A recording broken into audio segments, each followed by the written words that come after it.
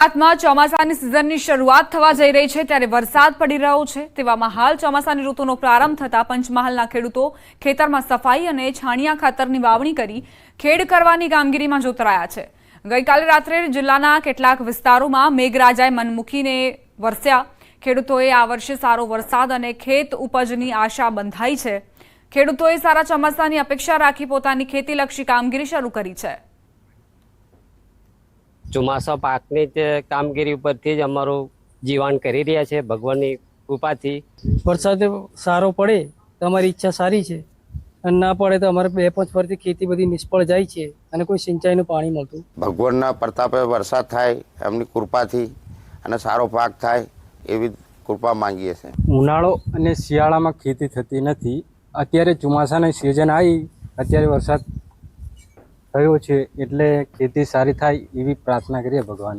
વરસાદ સારો પડે, અમારો પાક સારો થાય અને પાણીની આવક સારી રહે અને પાકનું આવક સારી રહે એવી અમે ભગવાનને પ્રાર્થના કરીએ છીએ। ગઈકાલે વરસાદ પડ્યો છે, એના કારણે ખેતરને અમે સાફ સફાઈનું બધું કામકાજ ચાલુ કર્યું છે અને અત્યારે વરસાદ સારો પડે તો અમારી ઈચ્છા સારી છે અને ના પડે તો અમારે 2-5 વર્ષથી ખેતી બધી નિષ્ફળ જાય છે અને કોઈ સિંચાઈનું પાણી મળતું નથી। અમે ખેતરમાં સાફ સફાઈની કામગીરી બી અમારે ચાલુ કરી છે।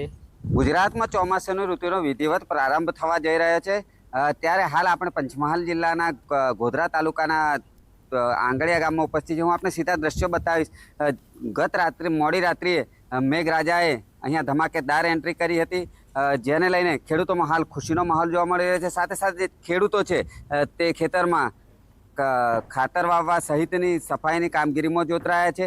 પંચમહાલ જિલ્લાની વાત કરવામાં આવે તો પંચમહાલ જિલ્લાના ખેડૂતો છે તેઓને સિંચાઈની સુવિધા ઓછા પ્રમાણમાં ઉપલબ્ધ હોવાથી ચોમાસાની ખેતી આધારિત ખેતી કરતા હોય છે અને ખેડૂતો મન મૂકી અને ચોમાસા દરમિયાન મહેનત કરતા હોય છે, પરંતુ છેલ્લા 4-5 વર્ષથી બદલાતા વાતાવરણ વચ્ચે ખેડૂતોને મહામૂલો તૈયાર થયેલો જે પાક હોય છે આ પાક લણવાના સમયે જ વરસાદ આવતો હોય છે અથવા તો જ્યારે પાકને પાણીની જરૂરિયાત હોય ત્યારે પાણી નથી આવતું, જેથી ખેડૂતોને માથે હાથ મૂકીને રોવાનો વારો આવતો હોય એવી પરિસ્થિતિ છેલ્લા 4-5 વર્ષથી જોવા મળી રહી છે।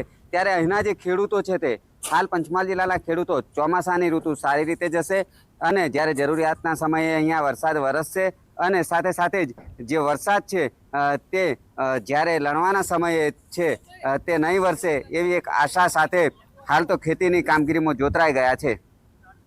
રાજેશ જોશી, ન્યૂઝ 18 ગુજરાતી, ગોધરા, પંચમહાલ।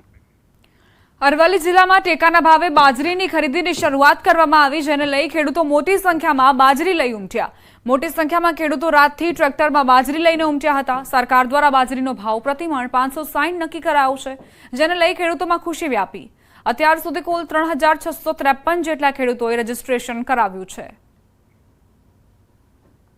આગામી થોડાક દિવસ પહેલાં 2-3 દિવસ પહેલાં માલપુર ખાતે બાજરીનું કેન્દ્ર ફાળવતા બાજરીની ખરીદી સારી રીતે અહીંયાથી આવક થાય છે અને ખેડૂતોમાં ઉત્સાહપૂર્વક ખેડૂતો લઈને આવે છે અને જથ્થો જે લઘુત્તમ ટેકાનો ભાવ સારી રીતે મળે છે તેના પ્રમાણે ખેડૂતોનો બાજરી ખરીદવામાં ઉત્સાહ વધારે જોવા મળે છે। ઓફિસમાં આધાર કાર્ડ માટે અરજદારો નિરાધાર, લાગી લાઈનો।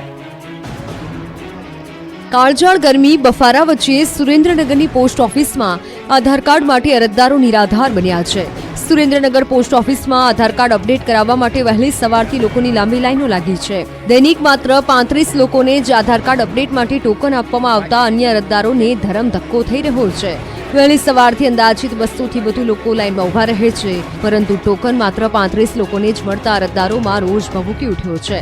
મુખ્ય પોસ્ટ ઓફિસ સિવાય જનસેવા કેન્દ્ર અને બેંકોમાં આધાર કાર્ડ અપડેટ કરાવવાની કામગીરી બંધ રહેતા લોકોને ભારે હાલાકી થઈ રહી છે। આ બાજુ અમદાવાદ વસ્ત્રાલમાં સર્કલ ઓફિસરની કચેરીએ આવકના દાખલા માટે હજુ પણ લોકો ધરમ ધક્કા ખાઈ રહ્યા છે। 10 વાગ્યા પછી પણ ઓફિસ ન ખુલતા લોકોને કલાકો સુધી લાઈનમાં બેસી રહેવું પડે છે। બારડોલીમાં ગટરના પાણી ઉભરાતા રોડ પર નદીઓ વહી।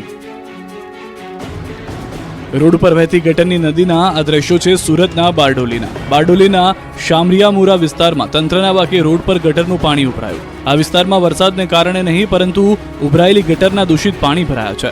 શામરિયામુરા વિસ્તારમાં ઘૂંટણસમાં પાણી ભરાઈ જતા રોડ પર જાણે નદી વહેતી હોય તેવા દ્રશ્યો સામે આવ્યા.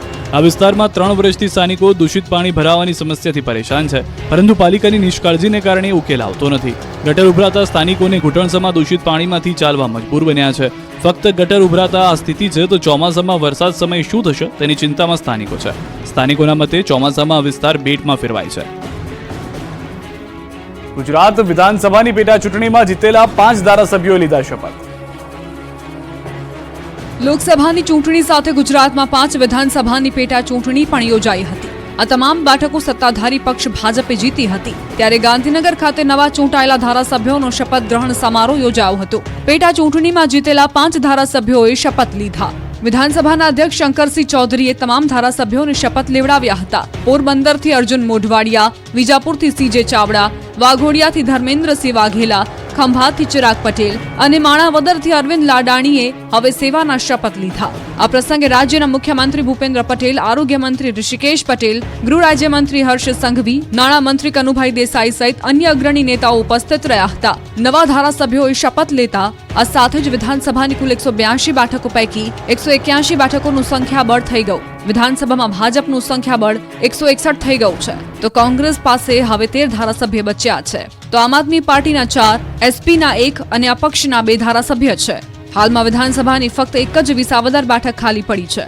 આ બેઠક પર લોકસભાની ચૂંટણી સાથે પેટા ચૂંટણી નહોતી યોજાઈ. કોર્ટમાં અરજી પેન્ડિંગ હોવાથી આ બેઠક પર ચૂંટણી નથી યોજાઈ. અગાઉ વિસાવદરના તત્કાલીન આપ એમએલએ ભૂપત ભાયાણીની જીતને હર્ષદ રીબડિયાએ હાઈકોર્ટમાં પડકારી હતી. જો કે બાદમાં ભૂપત ભાયાણી ભાજપમાં જોડાયા હતા. બીજી તરફ બનાસકાંઠાની વાવ બેઠકના એમએલએ ગેનીબેન ઠાકોર લોકસભા બેઠક જીતતા વાવ બેઠક પરથી રાજીનામું આપશે, એટલે ફરી વિધાનસભા ખંડિત થઈ શકે છે. માણાવદરમાં ભાજપના 2 નેતાઓ વચ્ચે વિવાદ આવ્યો સપાટી પર. માણાવદરના ભાજપના ધારાસભ્ય અરવિંદ લાડાણીએ કાઢ્યો બળાપો. માણાવદરના ભાજપના ધારાસભ્ય અને પૂર્વ ધારાસભ્ય વચ્ચેનો વિવાદ સપાટી પર આવી ગયો છે. કોંગ્રેસમાંથી ભાજપમાં આવેલા અને પેટા ચૂંટણીમાં માણાવદરથી જીતેલા ધારાસભ્ય અરવિંદ લાડાણીએ બળાપો કાઢ્યો છે. પૂર્વ કેબિનેટ પ્રધાન અને માણાવદરના પૂર્વ ધારાસભ્ય જવાહર ચાવડા પર ગંભીર આરોપ લગાવ્યા છે. ધારાસભ્ય પદના શપથ લીધા બાદ અરવિંદ લાડાણીએ જવાહર ચાવડા પર પ્રહાર કર્યા. અરવિંદ લાડાણીએ આરોપ લગાવ્યો કે ચૂંટણીની શરૂઆતથી જવાહર ચાવડા સુષુપ્ત હતા, મને જીતના અભિનંદન નથી આપ્યા. ગંભીર આરોપ લગાવતા કહ્યું કે તેમણે ભાજપ વિરુદ્ધ કામ કર્યું છે. જવાહર ચાવડા સાથે કંઈ લેવા દેવા નથી. અમારી કોઈ પણ મીટિંગમાં હાજરી તેમની હતી નહીં. સંસદના શપથ લેતા પહેલા બનાસકાંઠાના ગેનીબેન માં અંબાજીના દ્વારે માથું ટેકવતા જોવા મળ્યા. ગુજરાતના એકમાત્ર કોંગ્રેસના સાંસદ બનાસકાંઠાના ગેનીબેન ઠાકોર લોકસભાની ચૂંટણી જીત્યા બાદ દિલ્હી ગયા હતા. માદરે વતન બનાસકાંઠા પરત ફરતા સૌપ્રથમ સાંસદ સભ્ય તરીકે ગેનીબેન શક્તિપીઠ અંબાજી મંદિરે માં અંબાના દર્શને પહોંચ્યા. અંબાજીમાં કોંગ્રેસના કાર્યકર્તાઓએ તેમનું ઢોલ નગારા અને ફૂલહાર કરી ફટાકડા ફોડી સ્વાગત કર્યું ને ત્યાંથી ગેનીબેન ખુલ્લી જીપમાં રોડ શો સ્વરૂપે અંબાજી મંદિરે પહોંચ્યા, જ્યાં તેમને અન્ય શ્રદ્ધાળુઓની જેમ જ લાઇનમાં ઉભા રહી સભા મંડપમાં અન્ય યાત્રિકોની વચ્ચે રહી બપોરની આરતીનો લાભ લીધો. પૂજારી દ્વારા કુમકુમ તિલક કરી ચુંદડી ઓઢાડી આશીર્વાદ આપવામાં આવ્યા. ત્યારબાદ ગેનીબેન માતાજીની ગાદી ઉપર ભટ્ટજી મહારાજ પાસે રક્ષા પોટલી બંધાવી આશીર્વાદ લેતા જોવા મળ્યા. લોકસભા ચૂંટણીમાં કેટલાક બાંગ્લાદેશીઓએ કર્યું મતદાન. નકલી પાસપોર્ટ બનાવીને બાંગ્લાદેશીઓએ મતદાન કર્યાનું ખુલ્યું છે. મહારાષ્ટ્ર એટીએસની તપાસમાં ચોંકાવનારા ખુલાસા થયા છે. બાંગ્લાદેશી શખ્સો ગુજરાતમાં રહીને બનાવતા હતા નકલી પાસપોર્ટ. નકલી પાસપોર્ટના ઉપયોગથી લોકસભામાં મતદાન પણ કર્યું. કેટલાક બાંગ્લાદેશીઓ પોતે ભારતીય નાગરિક બનીને વિદેશમાં કરે છે નોકરી. સમગ્ર મામલે અત્યાર સુધીમાં 4 શખ્સોની થઈ ચૂકી છે ધરપકડ. હજુ પણ ફરાર 5 શખ્સોની શોધખોળ કરવામાં આવી રહી છે. મહારાષ્ટ્રના એટીએસ રિયાઝ હુસૈન શેખ, સુલતાન શેખ, ઇબ્રાહિમ શેખને ઝડપી ચૂકી છે. ફારૂક શેખ નામના શખ્સની પણ ધરપકડ કરી છે. રિયાઝ અને સુલતાને મુંબઈમાં મતદાન કર્યું. તમામ 4 આરોપીને માજગામ કોર્ટમાં રજૂ કરાયા. કોર્ટે 3 આરોપીઓને જ્યુડિશિયલ કસ્ટડીમાં મોકલ્યા. એક આરોપી ફારૂક શેખ 14 જૂન સુધી એટીએસની કસ્ટડીમાં રહેશે. બોડેલીમાં કેળની ખેતી કરતા ખેડૂતો પર કુદરતી આફત આવી પડી છે. ફરી એક વખત કુદરત નારાજ થયું છે. ફરી મહેનત પર ફર્યું છે પાણી. તબાહ થઈ ગયેલા ખેતરોના દ્રશ્યો છે બોડેલી પંથકના. કેળની ખેતી કરતા ખેડૂતોએ 11 માસ સુધી સતત મહેનત કરી લીલાછમ કેળના છોડ પર ફળ આવી ગયા, પણ એક જ વાવાઝોડું આવ્યું અને તમામ છોડ જમીનદોસ્ત થઈ ગયા. મોંઘાદાટ બિયારણ નાખી કડી મહેનત કરી દેવું ખર્ચી કરી જ્યારે ઉપજ મેળવવાનો વારો આવ્યો ત્યારે વરસાદ અને વાવાઝોડાએ પાણી ફેરવી નાખ્યું. ભારે પવન સાથે વરસાદ પડતા બોડેલીના ગામડામાં કેળની ખેતી તબાહ થઈ ગઈ. મોટાભાગના ખેતરોમાં કેળના છોડ કુદરતની થપાટથી નમી ગયા. કેળનો પાક વેરવિખેર થઈ ગયો. ઉપરા છાપરી ખેતીમાં નુકસાન વેઠવાનો ખેડૂતોને વારો આવ્યો. નુકસાનીને લઈ કંગાળ થવાના આરે આવેલા ખેડૂતોને એક આશા હવે સરકાર પાસે છે. ઘોઘા તાલુકામાં કરોડો રૂપિયાના ખર્ચે બનેલી કેનાલ બની ખંડર, ખેડૂતો માટે સર્જાય કમઠાણ. જોઈ લો આ દ્રશ્યો. તમને કોઈ ગટર લાગતી હશે, તમને કોઈ ખાઈ લાગતી હશે, પણ શરમની વાત એ છે કે આ કરોડો રૂપિયાના ખર્ચે બનેલી કેનાલ છે. રાજ્ય સરકારના સિંચાઈ વિભાગ દ્વારા ભાવનગર જિલ્લાના ઘોઘા તાલુકામાં કરોડો રૂપિયાના ખર્ચે ડાબા કાંઠાની કેનાલનું નિર્માણ તો કરી દેવામાં આવ્યું, પરંતુ આ કેનાલમાં 35 વર્ષ બાદ પણ પાણીનું એક ટીપું પણ આવ્યું નથી, જેના કારણે ઉનાળાના કપરા દિવસોમાં ખેડૂતોની ખેતી સુકાઈને નિષ્ફળ જઈ રહી છે. કેનાલની જાળવણી નહીં કરતા આજે આ કેનાલનું અસ્તિત્વ પણ જોખમમાં મુકાયું છે. 196 કિલોમીટરમાં પથરાયેલી કેનાલ ઠેક ઠેકાણેથી તૂટેલી છે, જેથી ખેડૂતો માટે કેનાલ હવે કઠણાઈરૂપ બની ગઈ છે. જ્યારે નહેર વાટે પાણી છોડવામાં આવે છે ત્યારે ભારે માત્રામાં પાણીનો પ્રવાહ જમીનમાં જતો રહે છે.